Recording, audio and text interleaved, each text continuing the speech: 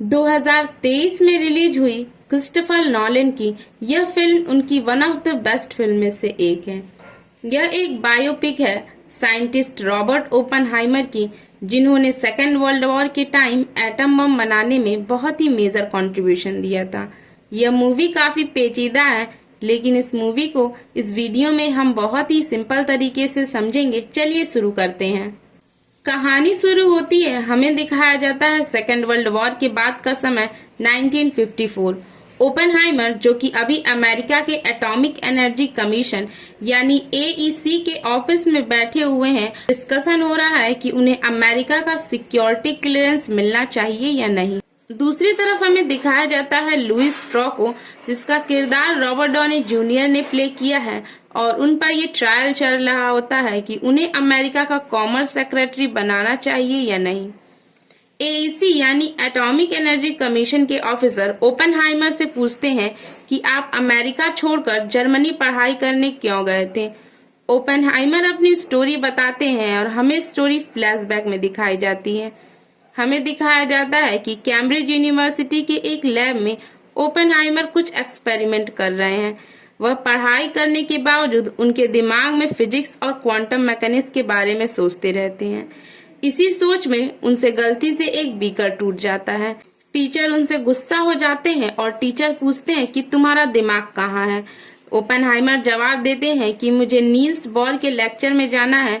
Niels Bohr उस समय के एक बहुत ही फेमस साइंटिस्ट और फिजिसिस्ट थे। नील्स बोर का नाम सुनते ही लैब के सारे स्टूडेंट और टीचर उनका लेक्चर सुनने के लिए चले जाते हैं, लेकिन टीचर ओपनहाइमर को लेक्चर सुनने नहीं जाने देते क्योंकि उन्होंने बीकर तोड़ा था। ओपनहाइमर गुस्सा हो जाते हैं और टेबल पर रखे एक एप्पल में पॉइजन इंजेक्ट कर देते हैं। इसके बाद वो चुपके से नील बोर का लेक्चर अटेंड करते हैं। इसके बाद हमें लैब का सीन दिखाया जाता है, जहां नील बोर और टीचर होते हैं, वही ओपनहाइमर भी होते हैं। नील बोर ने उसी एप्पल को हाथ में लिया होता है जिसमें थोड़ी देर पहले ओपनहाइमर ने जहर डाला था। इसे देखकर ओपनहाइमर घबरा जाते हैं और एप्पल फेंक देते हैं। कहते हैं कि यह एप्पल अच्छा नहीं है क्योंकि यह लैब टेस्टेड है। इसके बाद नील बोर और ओपनहाइमर में बहुत सारे फिजिक्स से रिलेटेड सवाल जवाब होते हैं। नील बोर ओपनहाइमर से बहुत इम्प्रेस होते हैं और उनकी फिजिक्स में रुचि देखते हुए ओपनहाइमर को जर्मनी जाकर मैक्स के अंदर फिजिक्स पढ़ने की सलाह देते हैं, जिससे उन्हें फिजिक्स के अंदर थियोरेटिकल और प्रैक्टिकल नॉलेज मिले। अगले सीन में हमें दिखाया जाता है कि ओपनहाइमर मॉडर्न फिजिक्स पर एक लेक्चर दे रहे थे। वहीं उनकी मुलाकात साइंटिस्ट आइजैक रैबी से होती है। इसके बाद उन दोनों की मुलाकात ट्रेन में होती है और ये दोनों जर्मनी जा रहे थे एक famous quantum physicist physics scientist Heisenberg का लेक्चर अटेंड करने। जर्मनी पहुंचकर दोनों हाइजेनबर्ग का लेक्चर अटेंड करते हैं और वहीं हाइजेनबर्ग ओपनहाइमर से इम्प्रेस होते हैं और उन्हें अपने साथ काम का ऑफर देते हैं, लेकिन ओपनहाइमर इस ऑफर को मना कर देते हैं क्योंकि उनका इंटरेस्ट अमेरिका जाकर बच्चों को क्वांटम मैकेनिज्म सिखाने का है। हाइजेनबर्ग कहते हैं कि अमेरिका में क्वांटम मैकेनिज्म का कोई कद्र नहीं करता। ओपनहाइमर कहते हैं इसलिए मुझे वहां जाकर इसकी इम्पोर्टेंस सबको बतानी है और बच्चों को इस फील्ड में आगे लाना है। ओपनहाइमर को डायरेक्टरेट की डिग्री मिल जाती है और अगले साल ही वह अमेरिका आ जाते हैं। अमेरिका जाकर उनकी मुलाकात अर्नेस्ट लॉरेंस से होती है और वो उनके अंदर बच्चों को क्वांटम फिजिक्स पढ़ा रहे होते हैं।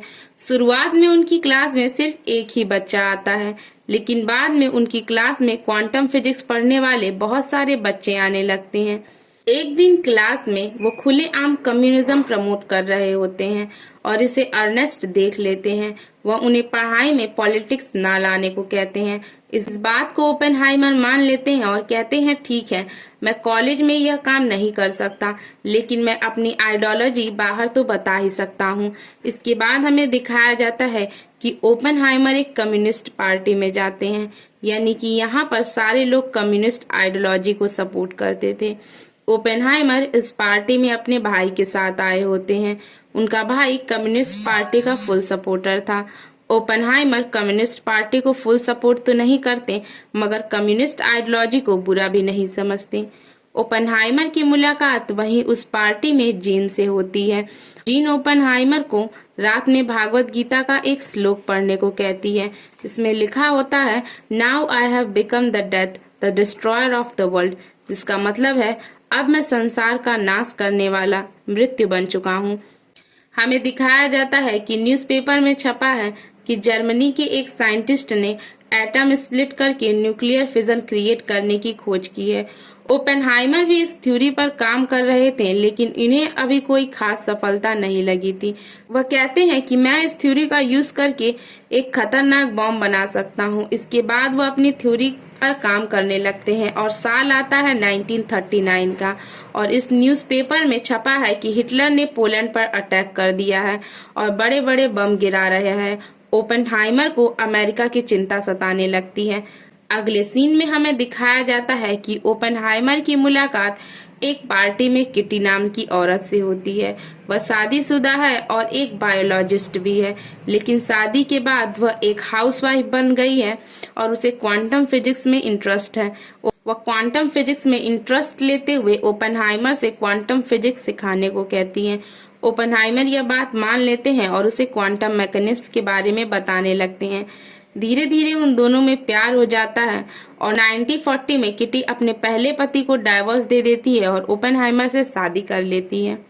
कि अगले सीन में हमें दिखाया जाता है कि ओपेनहाइमर कॉलेज के स्टूडेंट को गवर्नमेंट के खिलाफ प्रोटेस्ट करने की प्लानिंग कर रहे होते हैं, लेकिन ये बात अर्नेस्ट को पता चल जाती है। अर्नेस्ट ओपेनहाइमर पर गुस्सा हो जाते हैं क्योंकि उन्होंने पहले ही ओपेनहाइमर को यह सब करने से मना किया था। वह कहते हैं अगर वो ऐसा ही करते रहे तो गवर्नमेंट उनको आने वाले प्रोजेक्ट से हटा देंगे। ओपेनहाइमर उनकी यह बात मान लेते हैं। बाद हमें 1942 का समय दिखाया जाता है। ओपेनहाइमर से मिलने अमेरिका के मिलिट्री जनरल आए हुए हैं। उन्हें मैनहट्टन प्रोजेक्ट को लीड करने के लिए बोला जाता है, जिसके अंदर उन्हें एटम बम बनाना होगा। पहले तो ओपेनहाइमर यह बात नहीं मानते, लेकिन जब उन्हें पता चलता है कि शायद रशिया और जापान ने एटम बम पहले ही बना लिया होगा, अमेरिका को भी इसकी जरूरत है, इसलिए वह प्रोजेक्ट को लीड करने के लिए मान जाते हैं। के बाद इस सीक्रेट प्रोजेक्ट को करने के लिए मैक्सिको में एक जगह सेलेक्ट की जाती है, जहां पर वह एक नकली शहर बनाएंगे। सभी साइंटिस्ट अपनी फैमिली के साथ रहेंगे ताकि इस प्रोजेक्ट की गोपनीयता बनी रहे। और बाद ओपेनहाइमर अलग अलग यूनिवर्सिटी में जाकर हर फील्ड के टॉप साइंटिस्ट को लेकर इस शहर में आते हैं और प्रोजेक्ट चालू होता है। जब इस प्रोजेक्ट पर काम चालू होता है तो कई सारी थ्योरी सामने आती है। उसी में से एक थ्योरी टेलर नाम के साइंटिस्ट की होती है, जो कहते हैं कि अगर न्यूक्लियर बॉम्ब का धमाका हुआ तो ऐसी भी पॉसिबिलिटी हो सकती है कि चेन रिएक्शन की वजह से धमाका कभी रुके ही नहीं और धीरे धीरे वह पूरी दुनिया तबाह कर दे। का पता जब ओपेनहाइमर को लगता है तो वो परेशान हो जाते हैं और सलाह लेने के लिए अल्बर्ट आइंस्टाइन के पास जाते हैं। अल्बर्ट आइंस्टाइन को भी ये पॉसिबिलिटी सही लगती है और वो कहते हैं कि अगर ऐसा है तो तुम्हें इस प्रोजेक्ट पर काम बंद कर देना चाहिए। लेकिन ओपेनहाइमर को इस प्रॉब्लम का सलूशन ढूंढना था, इसलिए वह शिकागो जाते हैं, जहां पर इस चैन रिएक्शन थ्योरी पर कुछ साइंटिस्ट पहले से ही काम कर रहे होते हैं। उन साइंटिस्ट से बात करके ओपेनहाइमर को पता चलता है कि उन्होंने इस प्रैक्टिकल को पहले ही छोटे पैमाने पर करके देख लिया है और चैन रिएक्शन वाली प्रॉब्लम नहीं आएगी। जब ओपेनहाइमर उस नकली शहर जहां पर प्रोजेक्ट था वहां वापस आते हैं तो ये बात आर्मी जनरल को पता चल जाती है कि वह बाहर गए थे, इसलिए आर्मी जनरल उन पर गुस्सा होने लगता है क्योंकि उस एरिया से बाहर जाना सबके लिए मना था। बात पर आर्मी जनरल गुस्सा हो जाता है और कहता है अगर इस प्रोजेक्ट को छोड़कर कोई भी बाहर गया तो मैं उसे मरवा दूंगा। आगे के बाद ओपेनहाइमर आर्मी जनरल से कहते हैं कि उन्हें सिक्योरिटी क्लियरेंस दिलवा दें ताकि उन्हें रिसर्च के लिए कहीं आने जाने में कोई परेशानी ना हो। ओपेनहाइमर को सिक्योरिटी क्लियरेंस की जरूरत इसलिए थी क्योंकि वह एक कम्युनिस्ट आइडियोलॉजी के सपोर्टर थे और उनके जानने वाले भी कम्युनिस्ट आइडियोलॉजी के थे और उन्हें अमेरिका में कम्युनिस्ट आइडियोलॉजी वालों को आने जाने में बहुत ही रोक टोक हुआ करती थी। इसके अगले सीन में हमें दिखाया जाता है कि ओपेनहाइमर को सिक्योरिटी क्लियरेंस मिल जाती है। को यूरेनियम और प्लूटोनियम की जिस क्वांटिटी में बम बनाने के लिए चाहिए था वह क्वांटिटी उनके पास नहीं थी।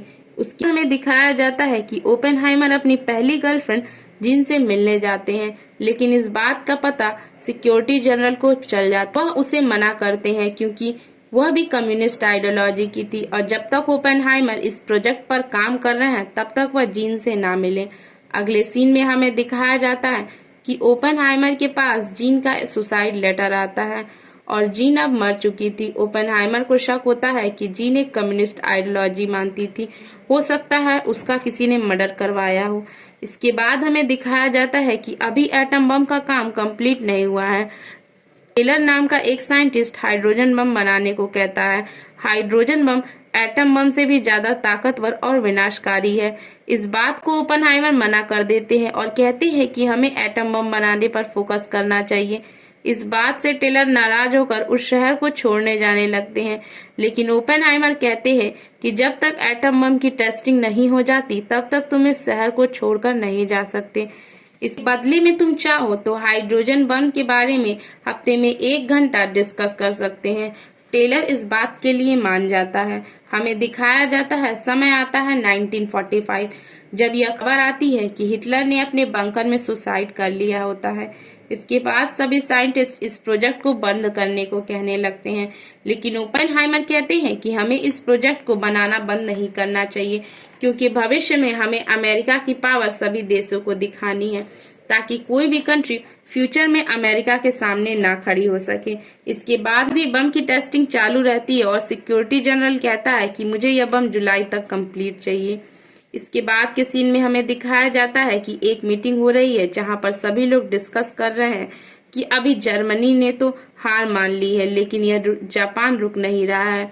उसके पास जापान के कुछ 11 सिटी की लिस्ट है और किस सिटी पे बम गिरना चाहिए और फाइनली हिरोशिमा और नागासाकी को चुना जाता है।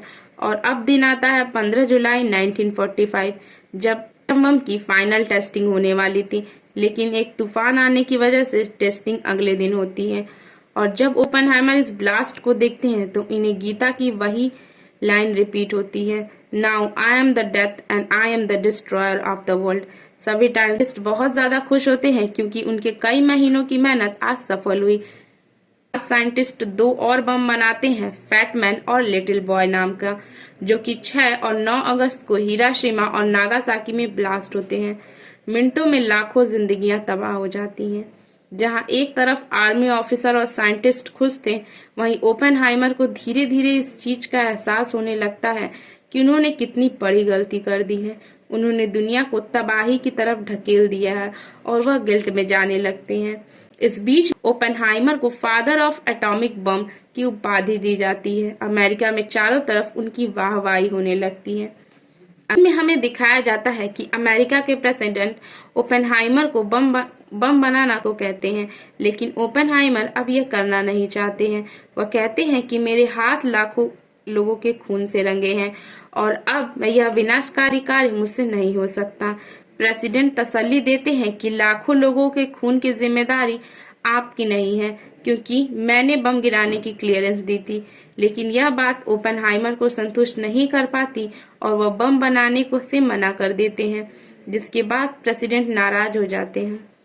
हमें दिखाया जाता है लुइस स्ट्रॉ, जो कि एटॉमिक एनर्जी कमीशन के हेड हैं, वह ओपेनहाइमर को हाइड्रोजन बम बनाने को कहते हैं, जो कि एटम बम से 1000 गुना ज्यादा विनाशकारी है।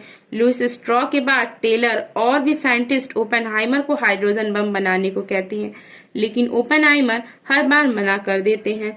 लुइस स्ट्रॉ ओपेनहाइमर को एक घर दिखाते हैं जो अल्बर्ट आइंस्टाइन के घर के बगल में था।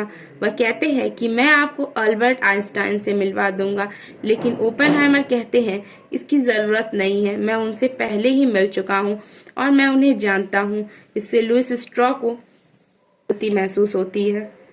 दिखाया जाता है कि ओपेनहाइमर अल्बर्ट आइंस्टाइन से मिलने जाते हैं।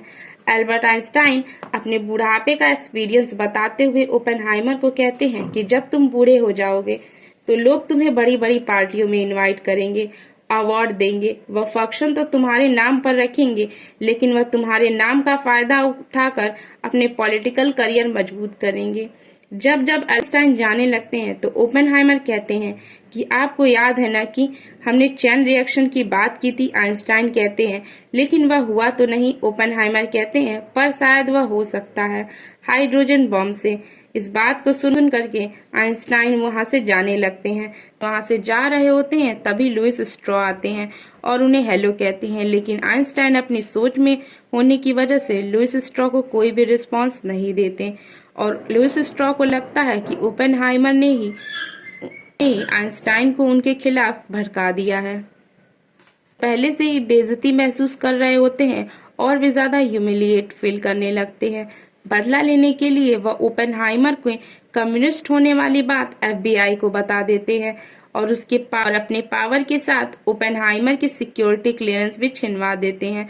लोगों को लगता है कि वह ओपेनहाइमर ने एटॉमिक बॉम्ब का फॉर्मूला रूस और जर्मनी को दे दिया है और यही वजह थी कि एटॉमिक एनर्जी कमीशन ने ओपेनहाइमर को इन्वेस्टिगेशन करने के लिए बैठाया था और ओपेनहाइमर को सिक्योरिटी क्लियरेंस नहीं मिलता है। लेकिन लुइस स्ट्रॉ के साथ काम करने वाला एक साइंटिस्ट सारी सच्चाई सेनेटर को बता देते हैं कि लुइस ने अपनी जलन की वजह से ओपेनहाइमर को फंसाया है और इसी वजह से लुइस स्ट्रॉ पर ट्रायल चल रहा होता है और कहानी यहीं पर एंड हो जाती है। कहानी बहुत ही ज्यादा पेचीदा थी जो कि बार बार फ्लैशबैक और प्रेजेंट में चलती रहती है। इधर हमें बार बार दिखाया जाता है उनके ट्रायल को और साथ ही फ्लैशबैक में स्टोरी ही चलती है। लेकिन इस कहानी को सिंपल करने के लिए मैंने आपको फ्लैशबैक की स्टोरी एक साथ बता दी है कि आपको हमारी कहानी पसंद आई होगी और ऐसी ही कहानियां सुनने के लिए हमारे चैनल को सब्सक्राइब करना ना भूलें और देखते रहिए।